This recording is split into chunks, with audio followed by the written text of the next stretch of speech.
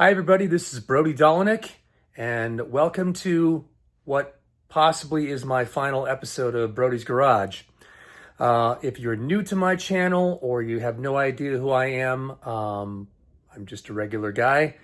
I'm a musician by trade and a car enthusiast, and during COVID, I was sidelined from my musical career, and we were put on sort of an indefinite hiatus. And so I decided to take on a car project, which I used to be a car guy before a musician. And so I began a long process of building a 67 Nova in my garage. It started with a body from Real Deal Steel.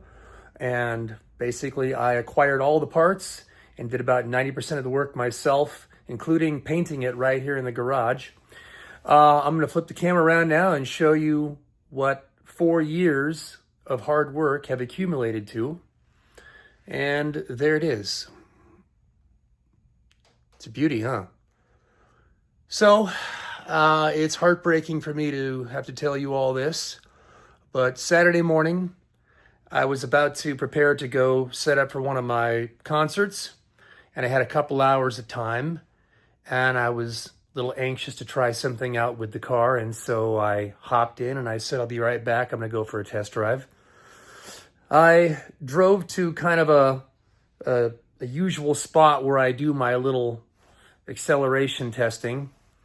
And actually, in this particular instance, I avoided doing my normal test pass down this particular side street, and I ducked into sort of an industrial complex because I was still working out some calibration features within the Tune software, Holley Terminator X.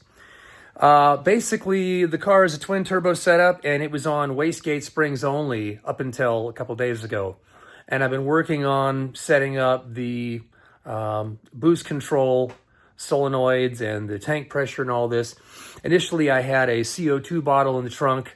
Well, the bottle leaked and depleted itself before I even got a chance to test it. So I scrapped that whole thing, and I'd already bought a onboard 12-volt air compressor and an air tank, which was my initial plan. Then I changed my mind and went to CO2. After the tank drained, I went back and installed all of the compressor and tank stuff for boost control. And I literally had all of this just basically plumbed and ready to go. For some reason, the day prior, I'd gone out for a test drive and my tuner was noticing it wasn't reading dome pressure. I got home that evening only to find out I had simply not connected the pigtail connector to the dome pressure sensor. So the next morning I was excited, like, hey, I think I found the problem. It's the dome pressure sensor's not plugged in. Let's go for another drive. He goes, well, I'm actually getting on a plane to take off for a few days. So I was kind of by myself and I was a little over anxious. And not knowing a whole lot about Terminator software, I dove in and I found some settings. And bottom line is I allowed it to go up to 16 pounds of boost. I set that as a maximum level.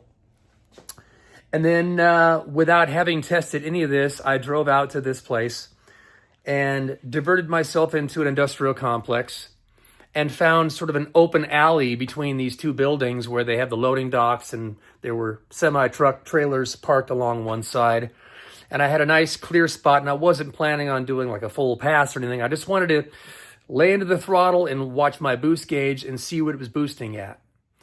So I rolled into this space, and I'm going to stop the camera here, and I'm going to take you to the scene of the accident and tell you more about what happened.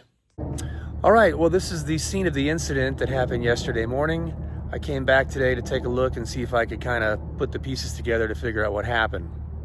So, based on my memory and what I see in tire tracks here, this is what happened. I pulled into this lot, I looked ahead and I said, well, that looks like a nice, pretty straight shot. I can just do a little quick blip of the throttle to see how much boost it's making. First gear, you know, I wasn't planning on running it all the way to the end.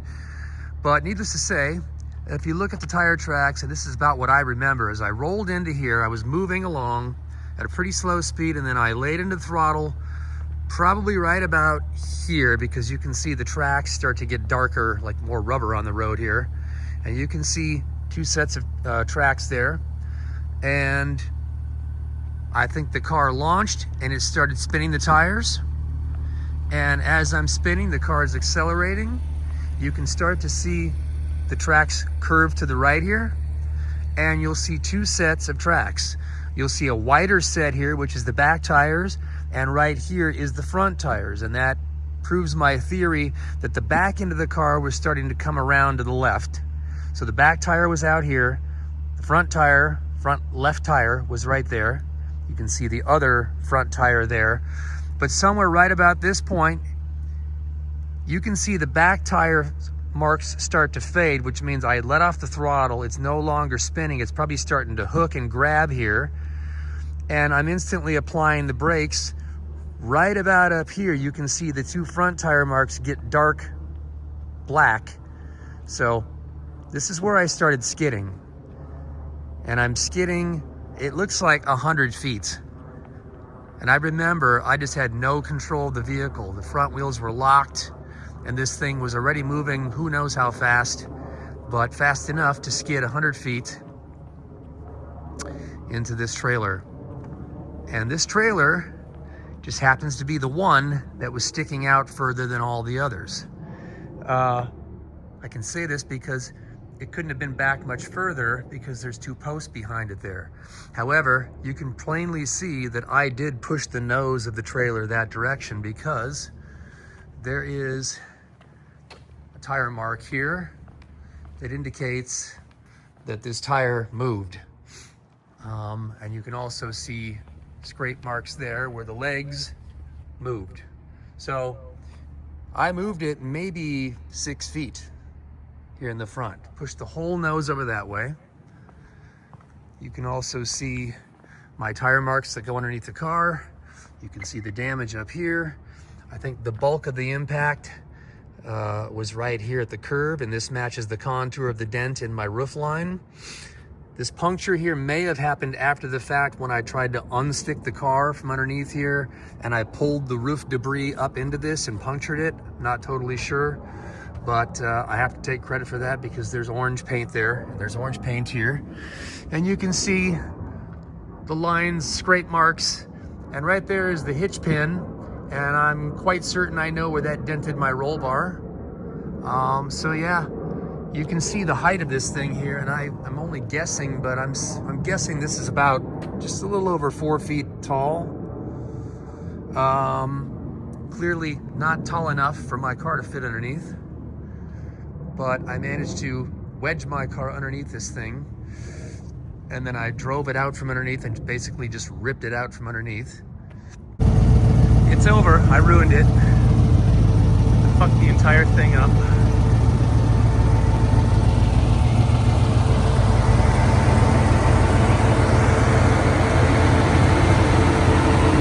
Fucked the entire thing up. All right, so that's what happened. And as you see behind me, the car is in pretty bad shape.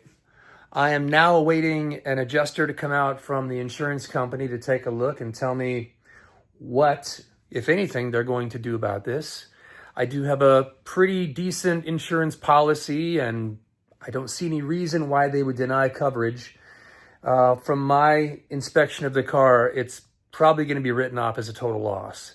There are some salvageable pieces on the car for sure, but I'm only looking at the exterior of this, and for sure there's some structural damage.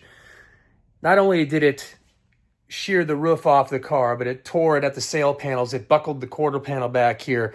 The car is sitting crooked now. If you look at it from the back, it's tilted up to one side. The exhaust pipes even got bent. There's no question in my mind that the damage is far beneath the surface. All the panels used to have pretty even gaps. The gaps have all closed up. There are cracks in the bodywork now, pretty much everywhere in the car. So I don't know what I'm going to do, but before I give you my final thoughts, I want to share something with you. And that is, when I first built this car, it took me 11 months to get it from a bare metal shell to a functioning driving vehicle. I actually was driving this car after 11 months of work. I had it on the road. It was not painted. It was just a bare metal shell. It just was a mechanical thing, and I really was putting it together to just go tweak it out and see what the car felt like before I did the body and paint work. During that time frame, I had the car on the road, and I was cruising down the freeway about 75 miles an hour, and a guy pulled up alongside me and kind of was playing with me a little bit, and so I decided to play back, and I hit the gas. The car downshifted into third. It came up under boost, and it took off like a banshee, and the back end of the car started fishtailing. And this is from a 75 mile per hour roll. It broke the ass end loose. The car's fishtailing a little bit down the highway, and quite frankly, it kind of scared the shit out of me. And it was at that moment I decided I'm going to build a roll cage for this car for 3 reasons. Number one, in the event that it does get away from me and I do roll it, I'll have some protection. Number two, I'm sure at one point I'm going to take this car to the drag strip. I want to get a time slip on it and see what it does, and they'll kick me out if it goes faster than 11 something without a cage. So that was the second reason. The third reason was I knew that I'd be putting a lot of time into body and paint work, and I didn't want the torsion or the torque from the car to twist the body work and have cracks start showing up. So those were the reasons. Little did I know that the roll bar would actually come to save my life one day, and I'll tell you why that is. So when I went down to the site of the accident, I had measured from the ground up to the bottom side of the trailer. It measured 49 inches. And if you measure from the ground to the top of the roll bar, it's 49 inches exactly. And you can see right here the scrape marks where this thing slid underneath the trailer.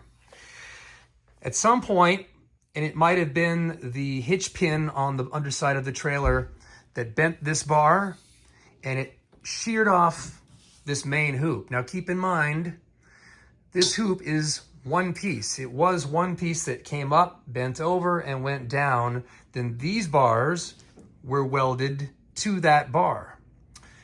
The fact that it sheared this bar off, and you'll notice it sheared it not at the bottom of the weld, but above. It literally sheared this tubing clean off. This is my main hoop, and I believe it was the hitch pin that knocked this bar loose. You can also see dirt and grease from the bottom side of the trailer. I don't have any doubt in my mind that this bar here saved my life, because as you can see here, the blunt force of the impact, I believe, was from the rounded front corner of the trailer, which is a very sturdy, reinforced piece. And you can see the rounded shape right there where it took that out. That's just to the passenger side of my my rearview mirror. So if you can imagine, the car made contact probably right about here first, pushed all of this stuff back and sheared it all the way back.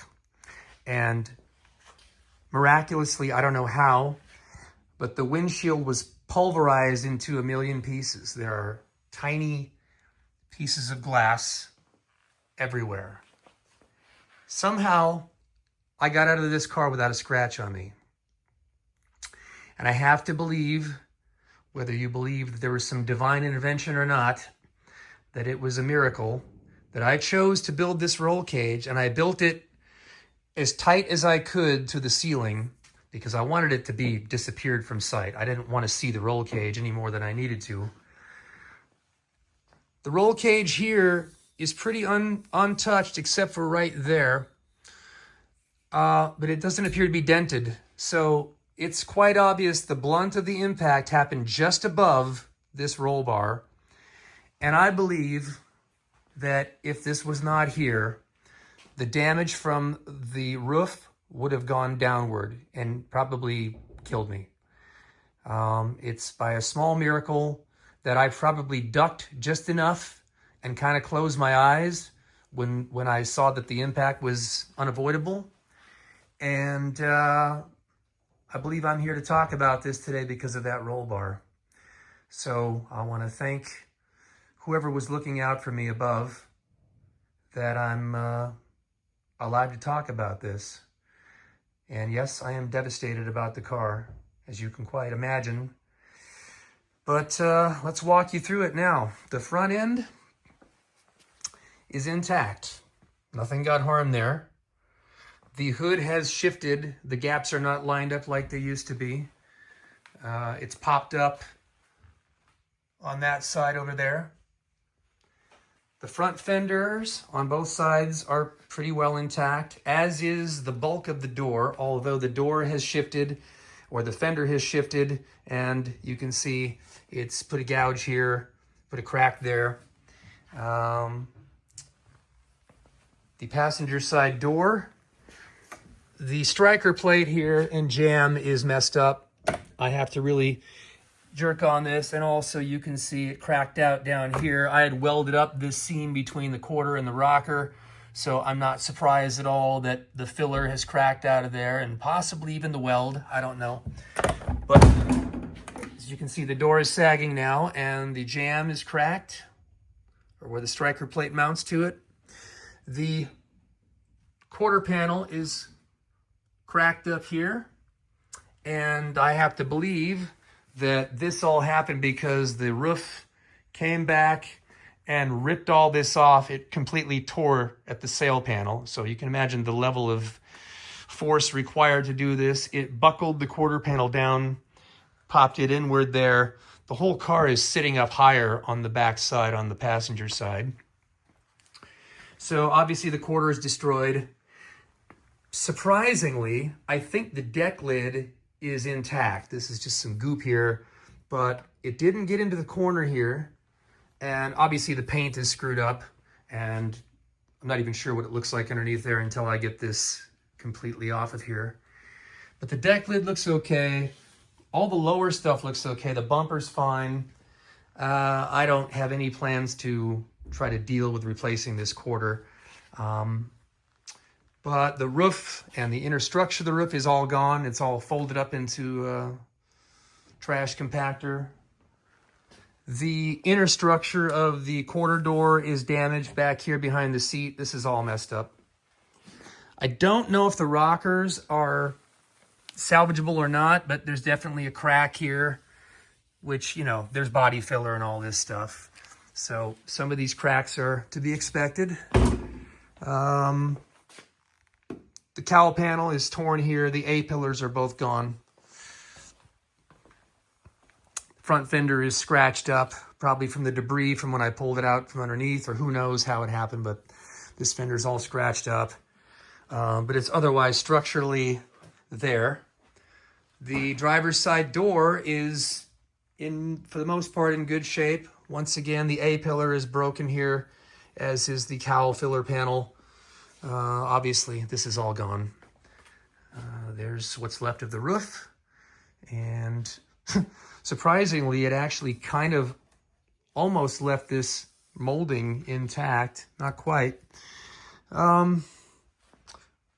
But in terms of what's salvageable, I really don't know. And I'm not a professional collision repair guy, but there are cracks all throughout the bodywork.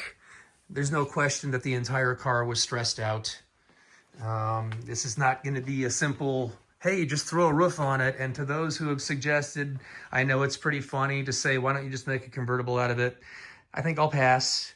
I don't have any plans to make it into a roadster or a convertible. That is the obvious joke, and I get it totally, but won't be doing that. I don't know what I'm going to do, honestly, at this point, if I'm going to try to continue with this. Get a new body and transfer everything that's salvageable over it. Obviously, most of the interior's there. The engine and trans are still there.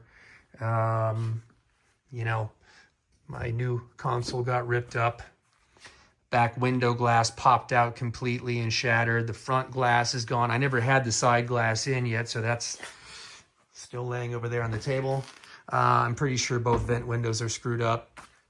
If not totally, at least partially bent. Well, so there you have it. 4 years of my life. 4 years of pain, blood, sweat, and tears. A lot of little victories, a lot of setbacks. Yeah, I was almost done. I was taking it to car shows, showing it off, getting lots of attention. The car was already moving pretty quick. Between you and me, I have a little draggy device, and I found some unmarked roads, and it was clicking off 1170 at 120 with just a very easy launch and only a spring wastegate, probably hitting 5 to 6 pounds of boost at the most. So there was a ton left, and let me tell you, the little bit that I felt of it on the throttle when it was finally waking up, it was insane. It was double the power of the 1160 pass. I'm not exaggerating. It was a completely different animal. Needless to say, it caught me off guard. I was probably looking down at my boost gauge for the first second, and when I looked up and realized I was getting sideways, I tried to correct. I hit the brakes. The car slid what I measured about 90 feet. And when I was sliding, I could see there was no control in the car, and I was heading right for disaster. All I could do at that point was brace for impact. And then, of course, the terror and agonizing sounds of metal and glass exploding and shearing just above my head. It was fucking crazy, man. It was fucking crazy. The whole experience was very crazy. When the car came to a stop, I realized I was stuck underneath the trailer. I couldn't get out. My door wouldn't open. I figured I was by myself and alone underneath this trailer. I was panicking. Put the car in reverse to try to back it out. It wouldn't budge an inch. I put it in drive. It wouldn't budge forward. So ultimately, I decided I'm getting this car out of here. And I put it in gear and I pulled it out. I just, under its own power, shoved it out from underneath that car, which probably further ripped the roof back. I don't know. At this point, I'm just going to count my blessings. I was not hurt at all. I was completely unscathed physically, and thank God nobody else was around. There were no other vehicles. I've already talked to the owners of the trailer, and I'm going to work with them to take care of the little bit of dent and damage I did to the side of the trailer. But, well, what can I say? I don't know how I'm going to move forward with this. But the only logical thing that I could do would be to try to take what's salvageable off this car and put it onto another body or a donor car. The obvious solution for me would be to reach out to Real Deal Steel, order another body just like I started with, because basically that's what I started with, was a complete body from the firewall back. And I had to source out the fenders and hood separately. Those seem to be intact.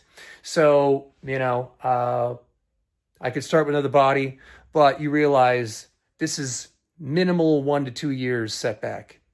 Even knowing what I know now, and I know exactly what I would do to that thing, and I don't have to figure it out anymore because I've already been through it. It would just be repeating the work, and some of the work I'm sure would be better. I just don't know that I want to commit to that anymore. It's also been a bit of a wake-up call. I've got a family, I've got little kids. Do I want to go through all of that work to put it back together just to, repeat the same thing again? Obviously, I can tune the car down. I can set it to where it's barely boosting at all. Or I could just count my losses, take whatever money I'm going to get from insurance, and just call it a day. I've received a ton of messages from a lot of people so far, not just friends and family, but a lot of car enthusiasts. And I know a lot of you have been following me through this journey, and I really appreciate the kind words. And I love it when I hear that I've inspired some of you out there. So that makes me feel great. And I know some of you are like, Brody, get back in there and fight and keep it going. And I'm just going to take some time to think about this and think about what I want to do. Think about what I can do and what my options are. And just kind of, contemplate life a little bit before I jump right back into something like this. So I figured you guys would want to know what happened. What have I learned? Well, I've learned a couple things. And before this happened, I learned something else. Here in Las Vegas, there were not one, but 2 incidents that happened within the past week or week and a half. And one of them was a road rage incident that ended in the loss of life. It ended with an 11-year-old boy being shot. This is tough to talk about, man, but there was a couple guys that got into an exchange. Somebody cut somebody off. There were words said, windows rolled down.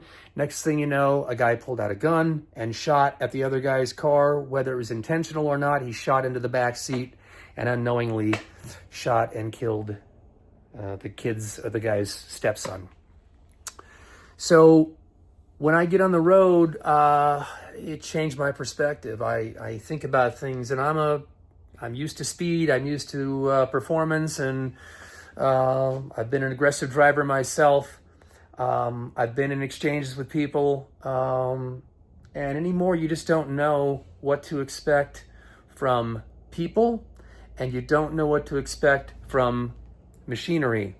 And I thought I knew what I was doing, and I thought I was in complete control, and very quickly the car got out from underneath me, and before I could even react, it was heading in the wrong direction. It was too late. So if I ever do anything like this again, it's going to be with great care and great caution, and where I choose to do these things. At least, thank God, I made the decision to get off a main road and do this initial testing in a private area where there was no other people around. I had at least that much sense about me, and I thought I had plenty of space on either side of me, and you just don't know. And I've already seen some comments from people that are, experts out there that say that, oh, well, you're a better car builder than you are a driver. Well, you're probably right. Maybe you're right. Maybe I'm not that great at either one. But I can tell you this, I've grown up around performance cars. I've had a lot of fast cars, probably none quite this fast. But I've had cars that would pull the wheels off the ground, and I've had 10-second cars before. So I've been around this stuff. And even with my experience, there are guys with far more experience than I have that have also lost control, and you've seen them slam into the guardrails, and they've done this at professional raceways with professional cars that were built by teams of people far more talented than me, with far more driving experience than me. So before you make a comment, just know that it could happen to you, because it happened to me, and it's happened to people a lot smarter than me. So I learned my lesson from it, and we'll see how I decide to proceed with this. But right now I'm going to take some time off. And, even if I decide to cut my losses and let this thing go and sell it or part it out or whatever, I'll give you guys an update on what I decide. But for right now, it's time to take pause, hug my family a little bit tighter, which I've been doing. Honestly, this scared my family. And a lot of my friends have reached out, and gotta be honest, it's good to know that I'm cared about. So anyway, there it is. This is the result of one split-second decision. I'll give you guys a last look. And until the next time, maybe I'll just focus on my music stuff for a little while. Until I hear from the insurance company and what my options are, that's my plan. So you guys, all I can tell you is, God, take care of yourselves out there. Be safe. Don't engage with people, because road rage ends up badly sometimes, and good intentions with hot rods ends up badly sometimes. I'm grateful to be here. I'm still alive. I live to tell about this, and I live to see another day, and maybe I'll tackle this again at some point. Maybe I won't. But for now, that's my update, and please learn something from me. God bless.